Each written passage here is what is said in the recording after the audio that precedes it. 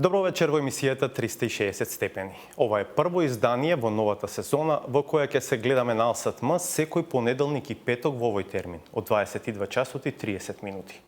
Останува нашата цел да ја нудиме целата слика, целиот круг, сите 360 степени. Доградувајќи го брендот што го создадовме, покрај познатиот дебатен формат, во оваа нова сезона ќе воведеме целосно нова теренско-истражувачка емисија во обид барем за малку да ги поместиме стандардите во новинарството во Македонија. Во тој напор ќе ни помага познатата искусна новинарка и продуцентка на BBC, сега фриленсер Рейчел Рајт. Но за да го продуцираме првото теренско-истражувачко издание ни треба време, така што првата емисија од новиот формат ја најавуваме за крајот на октомври или почетокот на ноември. До тогаш, секој понеделник и петок ќе го гледате дебатниот формат на 360 степени од 22:30 на АЛСАТМ телевизија.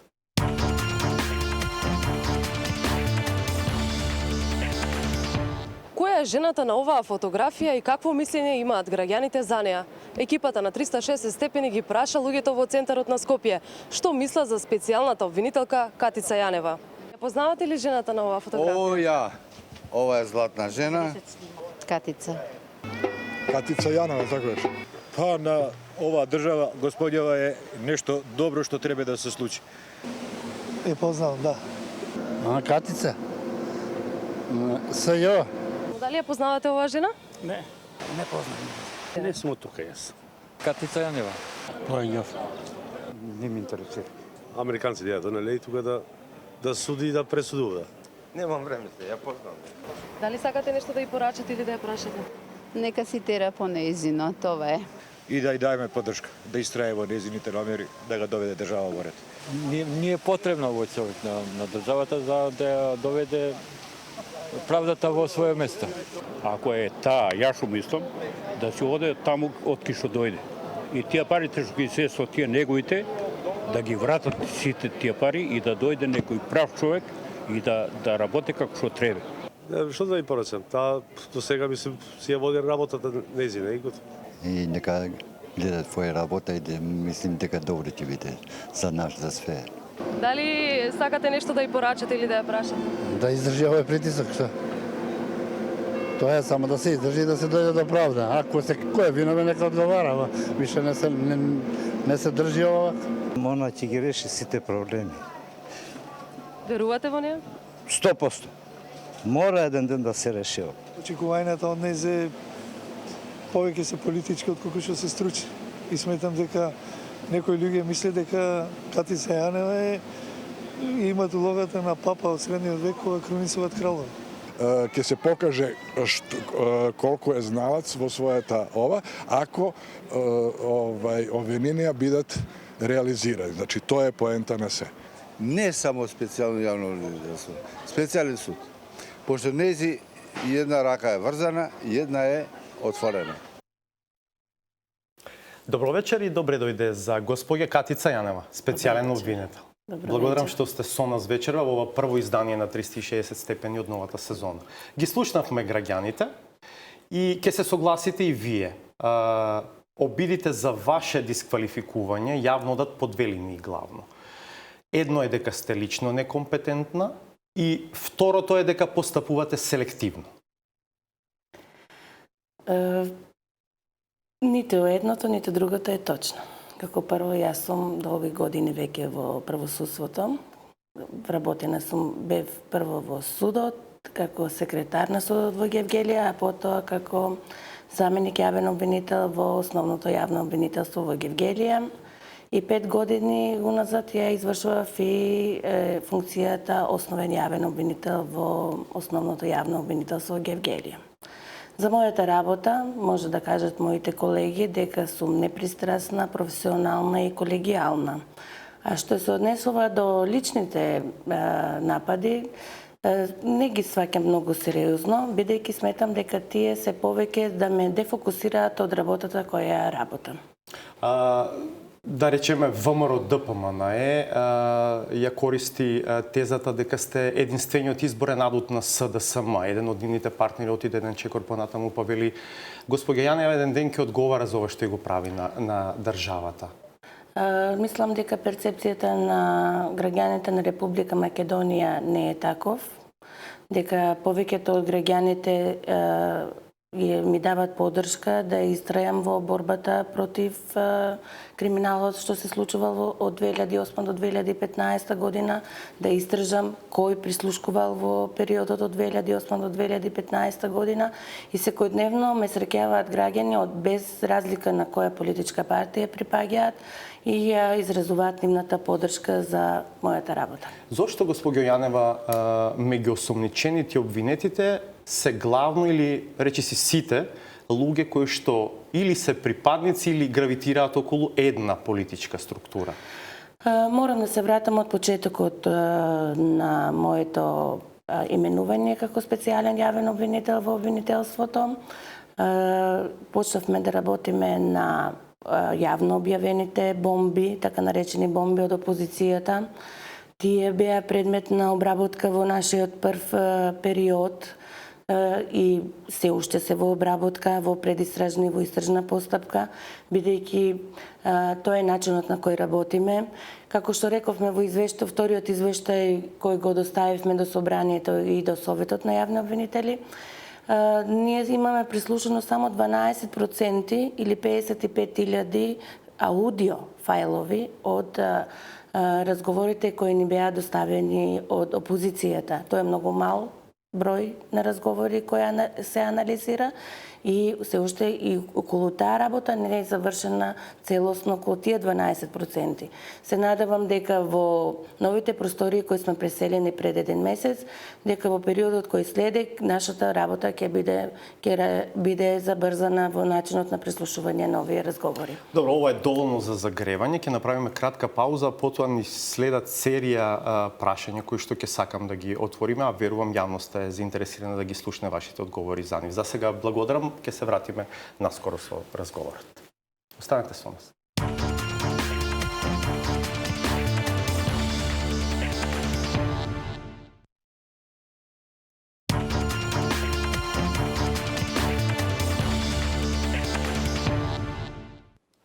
Се враќаме во студиото. Наша и ваша гостинка вечерва е Катица Јанева, специјален обвинител. Почнуваме со, да речам, подетална анализа на она што во изминатата една година го сработевте или не успеавте да го сработите. Прво би сакал да ве прашам за предметот пуч.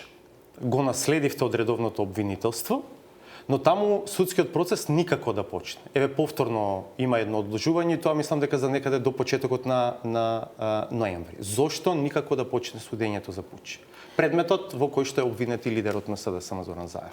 Како прво, да кажам, мислам и дека и тоа е познато, дека тоа е обвинение потврдено од страна на судот, но изготвено од страна на Оделението за организиран криминал, на обвинителството за организиран криминал Скопје. Ние го наследивме, сметавме дека ние сме надлежни и воспоставивме надлежност согласно на Законот за специјално јавно обвинителство. И откако го преземавме случајот и обвинението, секој пат редовно се јавуваме на закажаните расправи од страна на судот. Но првото прашање кое не можевме да го разрешиме со судот до јули месец оваа година е тоа дека судот треба да ни ги достави доказите кои биле доставени од страна на обвинителството. Во првиот момент судот, кривичниот суд се бранеше со тезата дека се работи за класифицирани податоци кои не може да ни ги достават, но кога ние се идентификуваме пред судот дека имаме сертификати согласно Законот за класифицирани информации, дека имаме сертификати со државна тајна и тоа сите обвинители, донесоа решение од страна на судот, на Советот кој одлучува по овој предмет, решение на кое ние го обжаливме и Апелациониот суд Скопје ја уважи нашата жалба и му нареди на судот да ни ги достави доказите.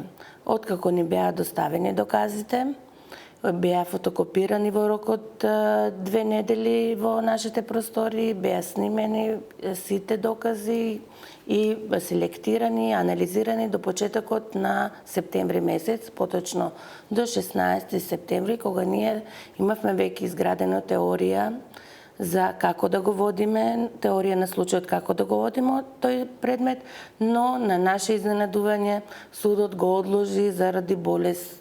Судот го одложи рочиштето заради болест на еден од поротниците. Сакам да потенцирам дека до овој момент судот, како што ние се идентификувавме со сертификати за државна тајна, нема ни се идентификувано на тој начин. Исто така и одбраната и обвинетите не знам дали има такви сертификати. Да. Господи Јанева, тука има едно интересно прашање според мене. Вие стоите за обвинението кое што го подготви редовното обвинителство? Особено ми е интересен да речеме делото за кое што се товари лидерот на СДСМ Зоран Заев. Тоа е насилство врз носители на високи државни функции. Со оглед на тоа што во меѓувреме неколку пати се договара избори во согласност со екс-премиерот Груевски, па се правеше и преодна влада, еве, втор пат имаме таква влада. Навистина ме интересира дали стоите за обвинението? Основна мисија на ова јавно обвинителство е да утврди кој, како и на кој начин прислушкувал во Република Македонија од 2008 до 2015 година. Не можам да кажам во која насока ги водиме предистражните постапки, како приоритетни предистражни постапки се тие во однос на тоа кој, како и на кој начин прислушкувал во Република Македонија. Тие се во многу блиска сродност со предметот пуч. Тие ги водиме постапки и нашата теорија на случајот што се однесува за пуч е многу блиска со предистражните постапки кои ги водиме во нашето обвинителство. Затоа во овој момент не би можела ништо подетално да ви кажам за тоа како ќе настапиме во судот, дали сметаме дека тоа е наше обвинение, дали ќе одлучиме дали ќе го поддржиме обвинението или не, тоа сите јавно ќе го објавиме на закажаното рочиште од страна на судот, односно во почетокот на ноември. Сега имам тука уште едно прашање. Ако воспоставите веќе пракса за речиси сите истраги и обвиненија да држите пресконференции и да ја соопштувате барем рамката на истрагата и на обвинителниот акт, зошто истото не го направите во пуч, ако веќе ве велите, имаме своја теорија на случај, зошто ако одлагањето е очигледно и продолжи, зошто јавноста да не ја дознае теоријата на случај која што ја имате воспоставено во пуч?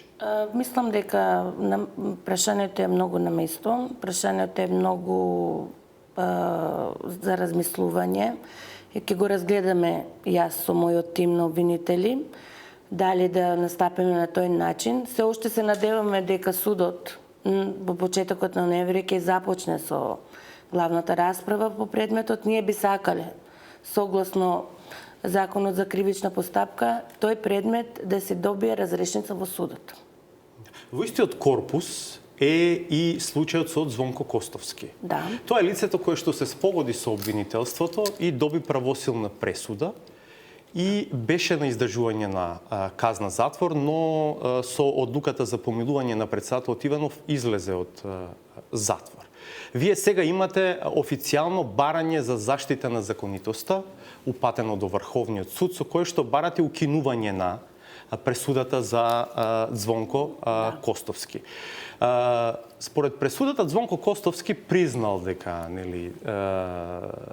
го вршил прислушувањето во рамките на МВР, на барање на Зоран Верушевски. Сега јас ги поедноставувам работите заради публиката и на некој начин тоа јавно се користеше како аргумент дека има едно сценарио за тоа како се случило прислушувањето во Република Македонија. На што го темелите прво барањето за заштита на законитоста и што очекувате конкретно од него? Иницијативата за да поведеме барање на заштита на законитоста до Врховниот суд беше по барање на обвинетиот и осудениот Звонко Костовски и заради самите помилувања од страна на председателот, бидејќи во неговиот случај, значи се одлучи самата пресуда и помилувањето е спротивно на одредбите од 483 и 489 и неповолна за него. Во таа смисла има и изградено став Врховниот суд, кој го и сметаме дека треба Врховниот суд да ја уважи нашата иницијатива, бидејќи во одреден случај кој се одлучувало и имало жалби и иницијатива за БЗЗ во Врховниот суд, дека не може да се одлучи и да се донесе конечна пресуда за поттикнувачи во одредени предмети за сторување на кривично дело. Неопходно е прво да биде утврдена кривичната одговорност на непосредните сторители на делото, а потоа на останатите личности. Во конкретниот случај не може да Звонко Костовски биде, и тоа и господинот Примбио го кажал во своите забелешки, не може да се донесе таква спогодба за која ја признава вината господинот Звонко Костовски, кога не е утврдена фактичката состојба по целиот предмет непосредно пред судот. И ако Врховниот суд ви го уважи барањето, ќе се укине пресудата за него и господин Костовски ќе стане обвинет во пуч. Значи, неговата постапка ќе се врати во истрага. Ние мислиме дека треба да го почитува ставот што претходно има го запоставено за во друг предмет. Имате сознание господин Костовски е сега во затвор или не? Не, немам никакви сознание. Каде едно знам, имам сознание дека имам упатема акт да се врати во затвор. Добро, кога сме кај барањата за заштита на законитост, имате уште едно такво барање, а поврзано е со едно темелко, градоначалникот на Пустец, кој што е еден од осомничените во истрагата на словена Титаник. Вие него го лишивте од слобода, но судот утврди дека бесправно сте го лишиле од слобода. Така? Да. Така одлучи кривичниот суд дека бил бесправно лишен од слобода. За информација на граѓаните на Република Македонија, неговото бесправно лишување од слобода траеше час и половина. Значи, час и половина од моментот кога е земен од својата куќа во Ресен и донесен пред кривичниот суд. За да се, заради неопходните барања да се испита пред судот дали е основано сомневањето против со оглед на кривичните дела кои се ставаат на товар. Доколку ја прифати Врховниот суд ова и ја потврди, ја прифати иницијативата, ќе биде во ред за сите. Сметам дека неосновано е барањето на кривичниот суд да што го донесе решението дека е незаконско лишен Едмон Темелко од лишен од слобода. Што се неговите забелешки? Зошто? Што се случувало во моментите на лишување од слобода? Дека е применето насилство? Дека што? Па, мислам дека ништо посебно, едноставно, баш за основа на некои инсинуации, самиот кривичен суд ја донесува самата одлука. А вам законот ви дозволува да лишувате од слобода? Значи, ние не ги лишуваме од слобода полицијата, врз основа на наше барање го лиши од слобода господинот Едмон Темелко во интерес на истрагата и веднаш беше донесен пред кривичниот суд во рокот час и половина. Темелко е, рековме, дел од истрагата за случајот Титаник. Тоа е истрагата која што прва ја објавивте. Но некако во меѓувреме како да падна во сенка. А кога ја објавивте, објаснувањето звучеше многу логично, дека сакате да покажете од каде тргнува целокупната криминализација на политичкиот и правниот систем во Република Македонија. И како што рече на таа пресконференција обвинителката Фатиме Фетаи, се случува злостонничко здружување заради целосна криминализација на изборниот процес со цел останување на една партија на власт и на централно и на локално ниво. Што се случува со Титаник? Зошто истрагата не финишира?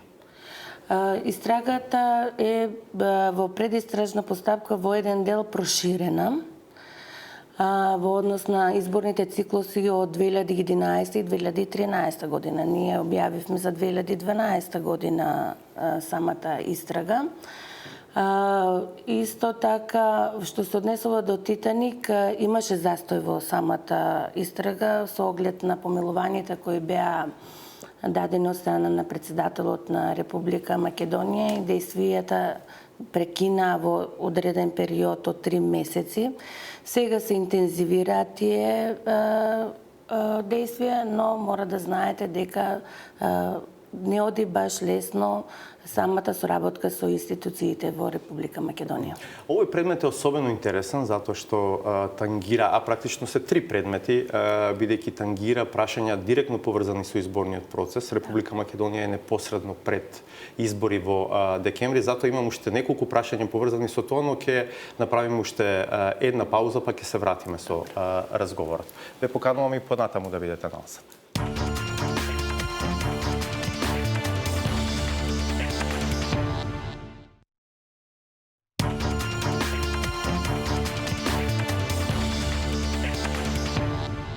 Со госпоѓа Катица Јанева, специјалната обвинителка, разговараме за нивната едногодишна работа во изминатиот период. Предходниот дел од разговорот го прекинавме на предметот Титаник, таму и продолжуваме сега. Реков, сакам уште неколку прашања да отвориме поврзани со истрагата за Титаник. На таа пресконференција, кога ја објавивте истрагата, госпоѓа Фетаи, меѓу другото, објави постоење на 35.000 лични карти, кои што биле издадени од МВР, но не подигнати од шалтерите на Министерството за внатрешни работи. Па алузијата, предпоставките во јавноста беа дека најверојатно овие лични карти биле користени за изборни злоупотреби и манипулации, штом се спомнуваат на таков начин како дел од таа истрага. И велам, дел од предпоставките одеа кон можни заклучоци дека веројатно овие лични карти биле подигнувани на реверс на самиот ден на изборите, делени онаму каде што треба, употребени за гласање, а потоа веднаш вратени во Министерството за внатрешни работи. Што од ова можете да потврдите, што имате, да речам, докажано во овој дел од истрагата? Кога ги превземавме сите предмети од страна на Основното јавно обвинителство Скопје, се направи план од моја страна заедно со тимот обвинители како ќе ги водиме, како ќе организираме работата во обвинителството. Согласно сите предмети што ни беа доставени, 13 предмети, предмети од Основното јавно обвинителство беа поврзани со изборните нерегуларности по кривични пријави кои беа поднесени од страна на опозицијата. Другите предмети се однесуваа на други финансиски, други кривично-правни настани. Така да се оформија 3 тимови кои веднаш ги превзема овие изборните нерегуларности, едниот тим да ги води, другите финансиските истраги, а третиот организационно да работи околу да работи за обвинителството, бидејќи знаете дека ние со јавна обвинителска служба тргнавме да работиме дури од април 2016 година. Прво, едно од првите барања кои беа доставени до матичните служби во Република Македонија беше тоа да се достават сите лични карти кои не биле издадени во периодот од 2011 година до 2014 година. Не биле издадени на граѓаните. На граѓаните. Системот ги кои ги поседуваат матичните служби. Во тој момент од цела Македонија ни стигна околу 35.000 лични карти во обвинителството и тоа за периодот од 2011 до 2015 година. Еден дел веднаш вративме во матичните служби, бидејќи не се однесуваа на изборни циклуси. Но голем дел од тие 35.000 се наоѓаат кај нас и ќе бидат предмет на ќе бидат доказен материјал во предметот Титаник, доколку поведеме соодветна постапка, односно подигнеме обвинение пред судот. Утврдивме дека овие лични карти споредбено со избирачките спискови кои ги земавме од Државната изборна комисија, дел од избирачките спискови, не можевме да ги најдеме во евиденцијата на избирачките спискови. Но морам да појаснам дека сите избирачки спискови за сите избирачки циклуси немаме начин како да ги добиеме од Државната изборна комисија или од владата на Република Македонија. А што е проблемот? Проблемот е што не се знае каде се наоѓаат. Добро, знаете, нема законски обврски по закон за архивска граѓа како се чуваат тие? Да, дел на еден сериозен функционер е тоа да ги чува овие списи на адекватен начин, што не се случило во Република Македонија. Јас не сум правник, ама тоа мислам дека е кривично дело само по себе. Само по себе и тоа е дел од предистражни постапки кои во овој момент не би сакала да повеќе да кажам, но исто така се уште се прават сериозни напори да се најдат сите избирачки спискови за сите избирачки циклуси. Но што е најважно во предметот Титаник, во делот на изборните нерегуларности, да го ставиме повреда на избирачкото право за полнење на кутиите, тој дел во Чаир и злоупотреба на службена положба и овластување на кривичното дело, каде што се обвинети членови на ДИК и судија од управниот суд. Значи во изборните нерегуларности е важен противзаконитиот начин за користењето на избирачкото право. Значи лица кои воопшто немаат право во Република Македонија да гласаат, им е дадено легитимитет да гласаат во изборните циклуси. Добивале бесправно лични карти и а не знаеме дали гласале. се тоа личните карти кои ние ги имаме или се изготвувани други фалсификувани лични карти. Значи, за дел од овие што сте ги добиле, а не се подигнати од граѓаните, не можете докрај да проверите дали се користени на изборите затоа што ви фалат избирачки списоци. Апсолутно да. Да. Добро, а дали ова ви отежнува истрагата за Титаник? Ке заврши ли таа и кога ќе заврши? Оти знаете, Македонија е сега пред нови избори на 11 декември. Велам, кога ја отворивте и објавивте истрагата, звучеше логично. Затоа што е важно дел од овие прашања да се затворат, барем на ниво на истрага и евентуално обвинение пред изборите за граѓаните, да знаат што се случувало. Се разбира, потоа ќе бидат предмет на транспарентен судски процес за да се докажува евентуалното обвинение. Но сметам дека јавноста треба да знае, ако имало злоупотреби, какви точно биле тие. Знаете што, значи, прво и основно, тоа што го каже и мојата колешка Фритај, прв и основен предмет е да утврдиме кој, како и на кој начин прислушкувал во Република Македонија. Тоа е прв предмет. Ова е случајно втор предмет со избирачките спискови и повреда на избирачкото право.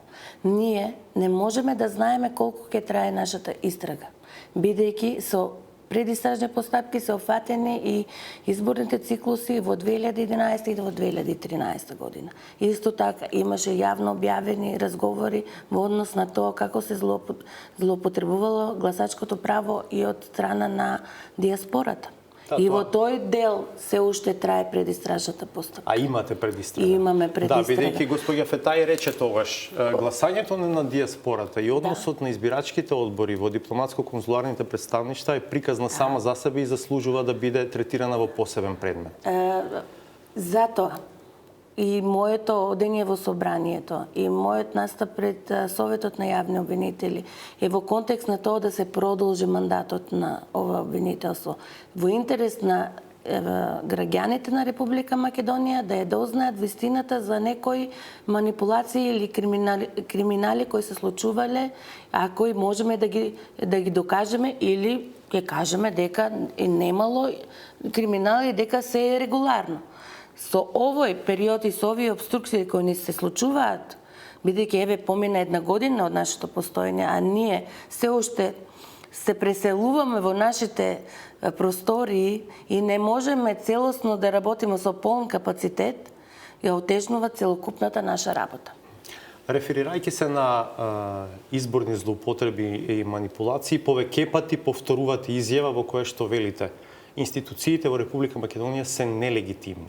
Да. Тоа го повторивте и сега во собранието, пред Комисијата за политички систем, но господјо Јанева, контратезата и контрапрашањето на тоа до вас беше добро тогаш Јанева од каде го црпи собствениот легитимитет. Ако собранието е тоа што ја утврди како кандидат и ја предложи на потврда до Советот за јавни обвинители. Додека не ги истражиме сите изборни нерегуларности и додека постои основано сомневање дека се сторени изборни нерегуларности, додека има полнене евидентни докази дека се полнеле избирачки кутии и додека имаме истрага дека членови на изборна комисија и членови на управен и суди од управен суд ја злоупотребиле својата службена положба, моето право, моето изјава за легитимноста е на база на дадена од правен аспект. Се додека не се утврди, а за сега има основи за сомневање дека се сторени тие кривични дела, и аз сметам дека од правен аспект е нелегитимна, не се нелегитимни институциите во Република Македонија и тие луѓе кои седат на столчињата во парламентот е доведен во прашање нивниот легитимитет како се избрани. А вашиот легитимитет? А мојот легитимитет мислам дека не треба да јас сум производ на политички договор, не сум легитимитет на формално да, но политичкиот диалог доведе да се вратат пратениците во собранието и да бидам избрана јас. Добро, деновиве беше актуелен случај од Трезор и се уште е. Се жалите кај судот поради тоа што не ви ги прифати мерките за предпазливост во овој предмет. Но веќе во јавноста делно се дебатираше околу тоа. Па прашањето беше дали СЈО практично, отворајќи случај за економски криминал, бидејќи така го водите овој предмет Трезор при набавката на софтвер за следење на комуникации, дали СЈО практично ни соопшти една друга многу поголема вест дека и ни потврди дека Македонија е на списокот на земји кои што го поседуваат, како вели една моја колешка, чудовишниот Фин Фишер, кој што има неверојатни можности за следење пред се на комуникациите преку интернет. Јас не би можела да се произнесам во тој дел како што вие го поставувате прашањето, бидејќи тоа се класифицирани информации и се под ознаката државна тајна. Во конкретниот случај Трезор е само се истражуваат парите кои се проневерени во овој случај. Парите кои отишле во приватните джебови на одредени функционери. Ве разбирам тоа, но е набавен софтвер за следење и сега јавноста сигурно ја интересира и еве и мене ме интересира, водите ли постапка прво? Сега, ако Фин Фишер е набавен, прво, за мене многу интересно прашање, бидејќи има шпекулации и се слушаат дека, например, Фин Фишер е најден во приватен стан. Добро, ми рековте државна тајна и не можете да го коментирате тоа, но може да ни кажете дали Фин Фишер е во употреба се уште? Не можам ништо да ви кажам. Не можете.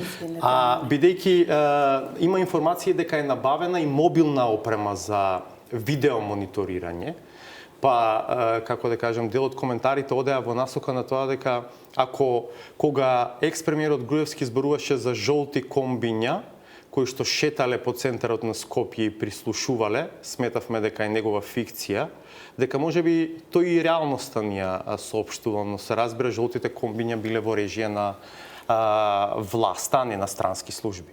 Сето тоа е поврзано со предметот пуч и кога ќе почне студењето на пуч или во некоја друга прилика, како на пресконференција, ќе објавиме по сите ставови по однос на овие прашања кои ми ги поставувате сега. Сега за сега се уште е тоа во предистрага и е под државна тајна и морам да ви појаснам. Ние сакавме да не биде државна тајна и да можеме повеќе да поделиме со јавноста. Повеќе од 2 месеца бараме декласифицирање на тие податоци од страна на УБК, што досега не е постапено. Добро, тука го споменавте покојниот Коста Крпач како човек кој што ви дал релевантни информации за да знаете во која насока да ја водите истрагата. Ако не можете да ни откриете за кои какви предистражни постапки други Крпач ви дал релевантни информации, можете барем бројот да ни го соопштите на тие предмети кои што сега се во предистрага, а се резултат на информациите добиени од покојниот Крпач? Прво да ви кажам за предметот Трезор. Прво и основно нешто што е основа на овие предмети. Првите докази ги добивме од доказите што ги земавме од Централниот регистар. Од таму го почнавме овој предмет во предистрага. Целата таа ука-бука кога беше ви ги даваат, не ви ги даваат, затворено е па... За Трезор, значи повеќе време, еве, можете да броите дека повеќе од 7-10 на месеци веќе ја водиме таа предистражна постапка. Значи, економските истраги во секој случај траат подолго. Најмалку 2 до 3 години. И повеќе. Поготово комплексни предмети како што ние водиме во оваа фаза. Потоа се докази кои ги добивме од страна на господинот Коста Крпач, кој ни помогна во конкретниот случај. За кои конкретни случаи ние имаме докази што ни ги добивме од претресот на станот на господинот Коста Крпач, не можам да ви кажам затоа што во текот на преслушувањето на разговорите и доказите што ги имаме од господинот Коста Крпач и сите други докази што ќе ги добиеме од институциите, така се гради случај во специјалното јавно обвинителство. Вие соопштивте дека имате сознанија или тврдење од господинот Крпач дека бил предмет на притисок.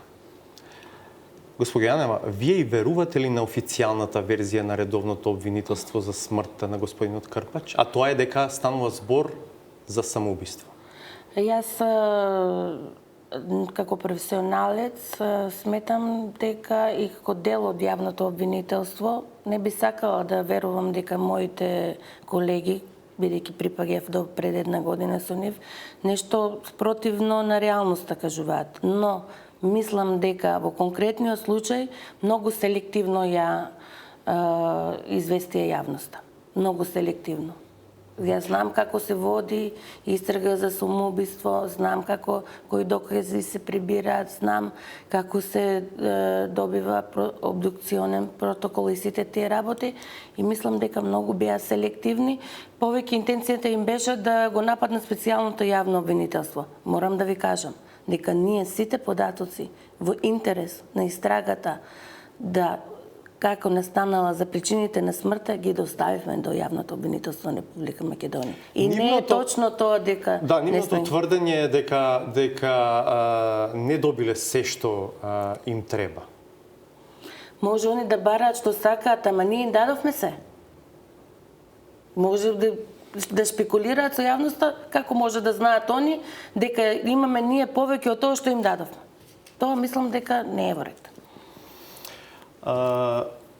Факт е дека речиси се што предложивте како мерка на предпазливост до кривичниот суд ви е одбиен. Ретки се исклучоците во кои што нешто е прифатено и тоа по жалби. Дали колку е можно да се стигне до правдата со оглед на ова што го гледаме како однос на кривичниот суд кој што е примарно надлежен во предметите кои што ги отворат? Во повеќе наврати и во овој момент ќе кажам дека јас и мојот тим сме цврсто решени да одиме до крај. Ќе ги искористиме сите законски инструменти кои ни се на располагање да можеме да ја утврдиме вистината кој, како и на кој начин прислушкувал во Република Македонија. Друго за нас нема, ниту пак има назад. Судот точно е тоа дека има посебни аршини за специјалното јавно обвинителство. Но јас можам лично да тврдам дека има повеќе судии во Кривичниот суд кои ми се обраќаат лично на мене дека не се слагаат со одлуките на председателот на судот. Што се однесува до судиите кои работат по нашите предмети, сметам дека нивна морална обврска е таа да се тргнат од тие предмети. Поточно, судиите кои се слушаат во бомбите како сваровски судии и како блиски пријатели на одредени функционери. Ама тие не само што лично еве не покажуваат, да речем, морална доблест, па самите да побараат изземање, туку судот ви ги одбива и вашите барања за нивно изземање. Точно е тоа, но јас сметам дека секој пред се треба да биде човек и да има морал во себе, а потоа да биде судија и тоа е едно судија или друг функционер. Тие ги изгубија сите човечки и морални вредности, за судија веќе мислам дека непрекосновено ќе се согласите не сум ни изненадена дека важна е вашата улога. Вие ќе истерате истраги, ќе подготвите обвиненија, но потоа ако тие не добијат потврда или ако не бидат процесуирани низ транспарентна судска постапка во која што на вистински начин ќе биде применето правото, се ќе биде џабе. Еве го слушнавме денеска господинот Ховид, вие утрина имавте средба со него, излезе повторно со сугестија дека веројатно е добро да се размислува да се отвори специјално судско оделение. Мене нешто друго ме интересира. Дали е во опција изземање на целиот кривичен суд Скопје 1 и евентуално да му се предадат надлежностите на друг суд? Тоа може да го направи само Врховниот суд, тоа ние можеме да го побараме, но не сме уште одлучили, сметаме дека се уште сметаме дека Кривичниот суд ќе се врати на правиот пат, законскиот пат. Не да ги удоволува на специјалното јавно обвинителство барањата. Можно ли е толку многу грешки навистина да правите пропусти, толку нестручно да постапувате, бидејќи ако се следат реакциите на судот, постојано ви се приговара на тоа дека не ги знаете процедурите, не ги знаете законите и така натаму. Добро, јас сум еден од тимот, јас така настапувам со мојот тим обвинители, заедно ги пишуваме одлуките, заедно одлучуваме што, како и на кој начин ќе презентираме во јавноста, како ќе нашите случаи се. Еве, оставете мене на страна. Тие обвинители, повеќето се од Скопското обвинителство. Да, делот од вашиот тим. Да, до минатата година беа едни од најдобрите обвинители во Скопското обвинителство. Такви оценки имаат. Да не кажам и јас дека имам таква оценка. Се може би вие сега вие ги терате да не го применуваат правото како што треба. Па јас имам добра оценка. Али еве за нивните шефови дале и нивните обвиненија биле потврдени на секој ниво во правосудната инстанца. Ова е многу важно прашање, сигурно ќе остане тема во јавноста и во иднина ќе се дебатира. Не знам дали ќе се успее да се адресира на соодветен начин во ова предизборие, но секако по изборите ќе биде една од темите. Сега сакам да слушнеме еден дел од пресконференцијата на госпоѓа Фетај при објавувањето на двете обвиненија кои што досега ги имате покренато, и тоа конкретно она за насилството пред општина Центар, во кое што, иако вие не соопштивте, прво обвинете екс-премиерот Груевски. Сакам да го слушнеме делот кој што мислам дека не доби соодветен публицитет во јавноста, а тоа е дека насилството пред општина Центар е од чисто лукративни мотиви на обвинетите. Го слушаме тој дел, па ќе се вратиме со разговорот. Анализите кои ги направи ова јавно обвинителство на прибраниот доказен материјал упатуваат на тоа дека мотивите на прво обвинетиот за ваквото барање се чисто лукративни, заради обстојување на бизнис интересите на партискиот врв и нивните блиски бизнис партнери.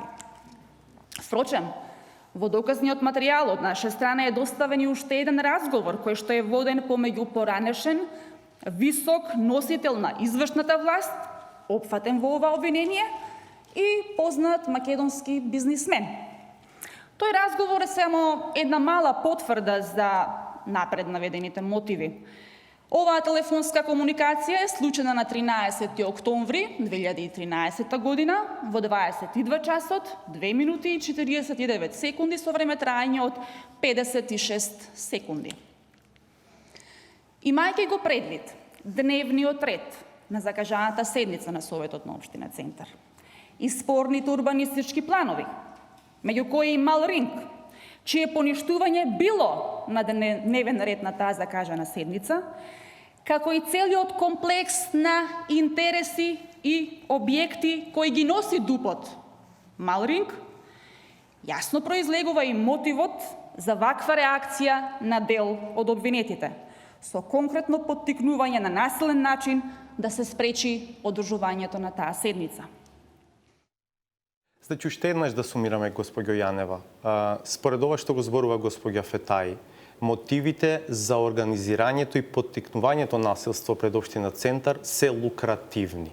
Дали обвинението се занимава со мотивите и со конкретните објекти, маркички, парцели кои што биле дел од деталните урбанистички планови, кои што беа тема на дневен ред на овие седници на Советот на Општина Центар? Апсолутно да. И самиот разговор што не е објавен го потврдува тоа, но еве тука повторно ќе кажам, затоа што не се имплементираат во законските норми, венецијанските препораките на Венецијанската комисија, не можете да го чуете тој разговор. И нема да ги чуе никој тие разговори, бидејќи ќе работиме спротивно законот. Но во конкретниот случај не беше важно само тоа насилство како насилство е многу нормално кривично дело. За тоа насилство точно се криеа лукративните интереси на одредени лица кои се обвинети во конкретниот случај. Значи, по претходен договор да се наруши редот и мирот во Општина Центар, да не може да се стават на дневен ред одредени точки на дневен ред и да се поништат некои одлуки, се направија немирите во Општина Центар и потоа се изема одредени надлежности кои ги имаше Општина Центар и се пренесоа во Министерството за транспорт и врски и така настана и самиот проект Скопје 2014, Мал Ринг и други. Да, значи јавноста била дефокусирана со тврдење дека ќе се урива црква, а практично некој за тоа ги криел своите дебели бизнис интереси. Велите ќе дознаеме за тоа. Да, тоа се работи. Мислам, тоа е дел од објавените бомби, тие градби, така да, мислам, неспорно дека ги истражуваме. Колку е тешко или лесно да се открие економскиот, финансискиот криминал? Например, мене ме интересира, можно ли е со меѓународна правна помош да се стигне до вистинските собственици на овие офшор фирми кои што се споменуваат, чии имиња еве се вртат во јавноста, Ексико, Финзи, Сирах и така натаму, кои што се појавуваат во овие шеми за тоа како се правеле бизнис сделките? Да. Економскиот криминал потешко се доаѓа до писмени докази кои може да се презентираат пред суд, но во конкретниот случај за одредени фирми може веднаш да се дознае кои се собственици, кои имаат удели и така натаму, но тие да ги добиеме во официјална форма треба повеќе време. Повеќе време, кога зборувам за повеќе време, година-две. И тука е поентата зошто бараме одлагање на нашиот рок да причините и со оглед на законот за кривичниот законник за кривичните дела за кои ќе треба да гониме. Тешко е да економскиот криминал да се открие, тешко е да се дојде до писмени докази кои се релевантни за пред суд. Што е со вештачењата? Вештачењата, како што и кажа во собранието, откако ќе ги дадеме наредбите за вештачење, исто и за гласот, и за лепени, сечени, монтирани. Имаме експерти во Република Македонија, но после известно време, без некое посебно објаснување од страна на вештаците, не беа вратени. Исто и за економските вештачења имаме проблем. И за Што го одбиваат вештаците? Не сака да вештачат? Едноставно без објаснување, бидејќи не се санкционирани за таа своја работа. Исто така беше дел од собраниската дискусија, од делот на господинот Грчев, еве сега сакам да кажам дека тој е единствен архитект кој има лиценца да вештачи во Република Македонија. Тоа што ние побаравме од архитектонскиот факултет да назначи вештак за Космос, ние не го ангажиравме господинот Грчев во ниеден момент. Свесни бевме за неговата инволвираност во предметот. Но самиот архитектонски факултет рече дека тој е лицето кој има лиценци и кој треба да вештачи. Друго нема. Тоа е вистината за македонските вештаци. Рековте дека без измени на законот за заштитени сведоци, дел од предметите тешко ќе го видат светлото на денот. И тука ги споменувате Монструм, Сопот, Нешковски. Моето прашање е дали имате луѓе кои што ви пристапуваат и кои што ви откриваат верзии кои што се спротивни на официјалните. Верзии кои што веќе добиле судска потврда и кои што на некој начин би значеле дека невини луѓе се во затвор во овие предмети. За појаснување, нашата иницијатива за измени во Законот за заштита на сведоци ја доставивме на 1 април 2016 година, пред смртта на починатиот Коста Крпач. Уште од почетокот имаме лица кои сака да соработуваат со нас. Но мора да ви кажам дека лично и ние самите како тим се заштитуваме од нивните изјави. Бидејќи друга е постапката, согласно Законот за заштитени сведоци, кога ќе му го дадеш статусот и дали ќе му го дадеш статусот, па потоа да соработува со него, а друго е на овој начин да го испрашуваш без да можеш да му дадеш адекватна заштита. Значи, вие на некој начин ги лоцирате, сега знаете дека такви луѓе постојат, но не влегувате во суштинска процедура со нив. Заради и наша и нивна сигурност. Што е вашето барање во однос на измените на Законот за заштитување на сведоци? Барате вие да бидете таа која што ќе ги иницира, ќе биде суштински дел од постапките, но при тоа да се лимитира бројот на институции кои што ќе бидат вклучени во заштитувањето. Така, ако добро разбирам. Сега, бидејќи процесот е поприлично широко отворен. Не, едноставна е работата. Значи, како што е автономно специјалното јавно обвинителство во својата работа, во однос на тоа дека не смее да се меша со редовното обвинителство, со јавното обвинителство на Република Македонија, во таа смисла треба да биде автономно да одлучува во делот на заштитените сведоци. Иначе другата програма си стои. Ништо не е спротивно на законот. Значи, телото што се одлучува за заштитени сведоци во обвинителството на Републичкото обвинителство си стои, а јас да одлучувам за моите сведоци, кои ќе бидат во нашите постапки. Ништо тоа не е страшно, само е автономно правото и мислам дека е подобро и функционално барањето мое е оправдано. Некако се чини дека пред изборите тешко ќе се случи тоа. Од ВМРО ДПМН рекоа дека немаат намера да ги поддржат овие ваши иницијативи. Дел од нив и формално и опозицијата ги внесе во собраниска процедура. Дали ви е дефинитивно одлуката дека нема да се појавите пред собраниската комисија за политички систем повеќе? Вие бевте таму 4 дена? Да. 4 дена учествувавте во расправата за вашиот извештај, но се чинеше дека на тоа крајот не му се гледа.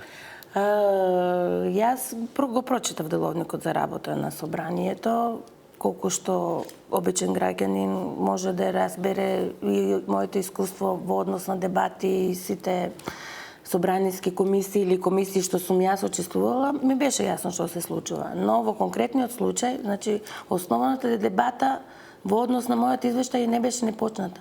Се сведуваше на реплики и контрареплики.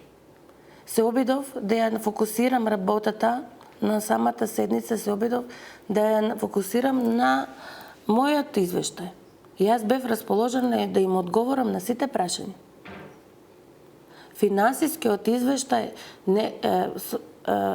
е јасно дека не можам, бидејќи треба да ги оправдам, тоа е дел дискреционно мое право дали ќе кажам или не во однос на финансискиот извештај кои пари се трошат, бидејќи ние имаме многу истраги и предистражни постапки во кои се трошат финансиски средства.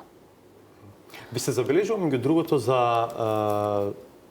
луѓе од академската заедница, професори, адвокати кои што ги имате ангажирано на ниво на некаква соработничка основа, за парите кои што им ги давате и така натаму, па се прашува која е нивната улога, бидејќи дел од нив се јавуваат и со јавни ставови во јавноста. Кој е вашиот одговор на тоа?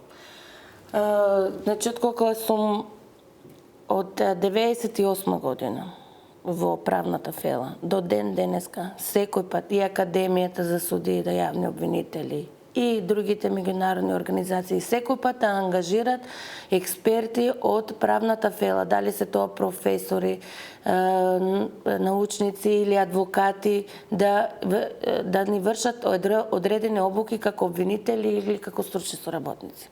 Не знам зошто е толку чудно, затоа што јас ангажирав луѓе кои ни помагаат. Не ми помагаат само на мене, помагаат на цел тим, помагаат и на стручните соработници, помагаат и на обвинителите во дилеми на некои направни прашања.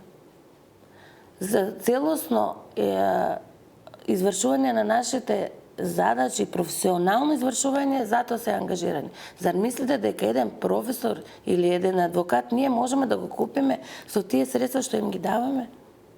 Дали може некој професор кој има авторитет од 30 години во правната мисла, дека можеме да го купиме со одредена сума на пари? Не е така. Не е чест што се со нас. Од каде се појавуваат нови прислушувани разговори во јавноста? И дали ќе успеете ли тоа да го работите ли тоа воопшто?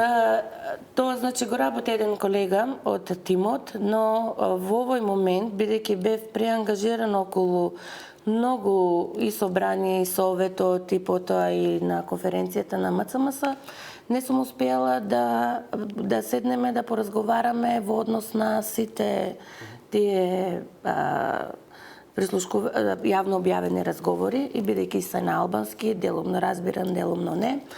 Но би сакала во оваа ситуација, би сакала да кажам дека сите кои поседуваат незаконска прислушкувани разговори во секој момент може да ги достават до специјалното јавно обвинителство. На 1 септември, на 2 поправо, бидејќи 1 беше недела, доставивме и барање до основното јавно обвинителство Скопје да ни ги достават разговорите од Чауш. Тоа сакав и да ве прашам. Да. Веројатно и се уште немат не ги даден. Веројатно во тоа се крие практично тоа што јавно се употребува, односно злоупотребува тој факт дека наводно се најдени десетици илјади прислушувани разговори кај Чауш, но тие не беа воопшто предмет на обвинението покренато против него, веројатно затоа што се знае дека се што е нелегално прислушуван разговор треба да ви се достави вам. Не е доставено. Еве, помина повеќе од месец дена, буквално можеме да доставиме и барање до судот за да биде казнета институцијата согласно 285 членот за несоработка со нас, како јавно обвинителство.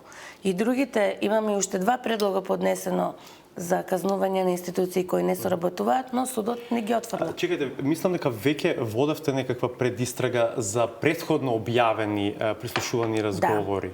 Имате некаков напредок околу тоа? Како што реков, за господинот Латас и за господјата Ермира Мехмети, за нивните разговори, другите личности не морам да ги спомнам, ни беа вратени од домашните експерти, а од страна на... Како мислите ви беа вратени? Едноставно беа вратени, предходно беа повикани... Од вештаците? Од вештаците, да. Не сакаат да ги вештачат? Не сакаат, и истите сега се во постапка за меѓународна правна помош, да во меѓународни институции надвор од државата да може да се вештачат. Значи ќе бидете принудени сепак надвор да ги барате? Верувајте дека тоа е многу ангажман. Работиме со полн капацитет во однос на тоа што можеме, што ни е возможно.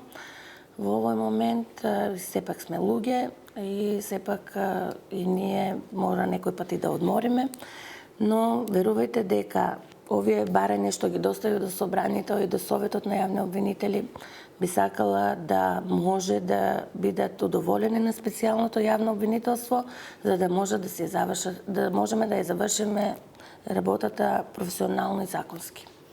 Веројатно наивно, можеби и непрофесионално е прашањето што е следно, бидејќи нема да ми одговорите, но барем ја знаете ли на некаков начин и можете ли да ја споделите со јавноста динамиката на тоа како во идниот период ќе постапувате? Треба ли да се очекуваат објави на нови истраги, нови обвиненија? Па, како што реков, околу 40 на предистражни постапки се водат. За сите секојдневно се барат податоци, писмени докази, се повикуваат лица за сослушување, и да помогнат во предистражните постапки. Секоја недела имаме координација, еден ден во неделата, кога се договараме обвинителите и тогаш ги во глобала ги одлучуваме што е приоритет, што е не, кој докаде е предмет, ги анализираме сите и така на неделна база ги носиме одлуките што ќе биде следно. Затоа не можам да ви кажам што е следно. Во глобала ги знам сите предмети, но во секој случај има тимови кои работат на одредени предмети. Тука имаме тим лидери од обвинители, до истражители и така натаму. И моето последно прашање, веќе делно се рефериравте на тоа во текот на овој разговор. Ке дознаеме ли во транспарентна судска постапка кој и како прислушувал во Република Македонија? И да го дополнам моето прашање. Ќе успеете ли во тоа, со оглед на тоа што два система со кои што се прислушувало се уништени? Има уште работа. Иако дел од доказите се уништени и ние бевме изненадени од начин на кој постапувале државните институции, поточно Министерството, функционерите во Министерството за внатрешни работи. Но, како што вели мојата колешка Фатима Фојтај, не постои совршен злочин, така да ние продолжуваме со нашата работа. Благодарам многу што бевте гостин во 360 степени. Благодарам и на вас.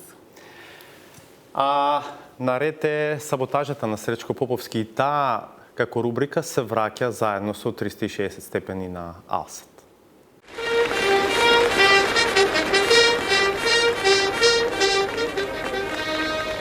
Друже Наршаве, дозволите да почнеме. Можете почнете. Вистинската контраверза околу протеченото видео од кое се надзираат елементи на тотална неподготвеност на соговорниците, но и стручна обработка на подметнатите визуализатори. Ја губи свежината кога преку мало рефреширање на меморијата. Дежурните рецензенти ќе мора да се соочат со искривената слика, која некој друг ја има наметнато како стандард. Прво да се разбереме, кој е тој што критикува? Замисли ситуација во која што јас доаѓам кај тебе, прво ми ги даваш прашањата, ми се напишани одговорите и јас ти така треба интервју да води. 37%, односно 7150 представуваат вработени кои што се дел од проектот. Ми се напишани одговорите. Така што да се разбереме кој критикува. Тоа се критичарите. Поблам не може да биде од тоа. Зашто излегува тогаш да се представува пред луѓето? Веднаш се види со каква катастрофа се соочуваме, со каков проблем се соочуваме. Поблам не може да биде од тоа. Зашто излегува тогаш да се представува пред луѓето? Таа чудесна моќ со која машината за импровизација ги елиминира вредносните критериуми. Не прекинува да ја тормози јавната сцена на која незаборавните популистички мерки како онаа за увозот на стари возила сега се негираат и депонираат како отпад, кој не баре друг дозволил да се внесе и да предизвика незапамтена полуција. Сите развиени држави и државите во развој се трудат да го подржат процесот за замена на стандардните со електрични автомобили. Ние го штитиме интересот на 100.000 луѓе односно 100.000 семејства кои што треба да ги заменат своите стари возила и дополнителни 100.000 луѓе кои што во моментов, односно семејства, не можат да купат никакво возило. Ова радикална промена на тезите сепак не ја депласира Силвана Бонева. Таа е на чекор до признанието за придонес за достигнување на високи еколошки стандарди, награда за која се квалификува благодарејќи на заработените 12.000 евра, и тоа само за патни трошоци, што ширум ја отвараат вратата за набавка на софистициран електричен автомобил, со што барем нема да ја загадува животната средина на своите секојдневни скапи тури од Струмица до Скопје и назад. Кога станав пратеник 2002 година, купив половно возило Opel Corsa и со 97.000 километри поминати, вредеше само 2.000 евра, го возев уште 200.000 километри. За тие 200.000 километри става во возилото само вода и масло. При ваков редок пример на висока свест. Небулозни изгледаат обвинувањата кон битолскиот градоначалник кој се товари дека го преплаќал бесплатниот транспорт на учениците.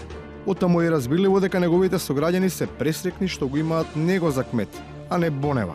Па ликот и делото му го опеваат со нескриени чувства за искрената љубов. Денес на овој убав и свечен ден душата ни е полна со среќа и радост. Во знак на оваа емотивност му посакуваме добродојде во Логоварди на градоначалникот на општината Битола. Ако не е дојден, сепак му пожелуваме.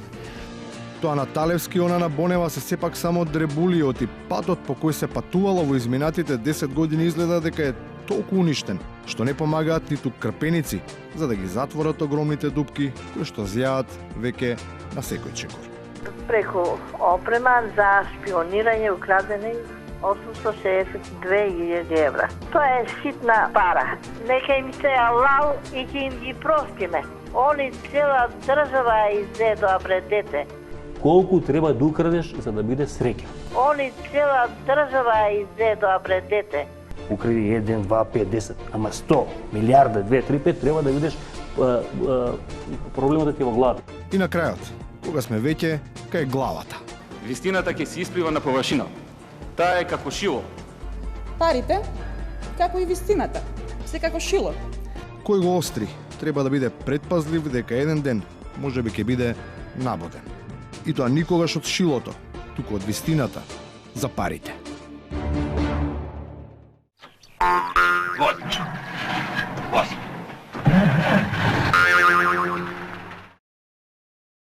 Со Поповски завршува вечерашново прво наше издание во новата сезона.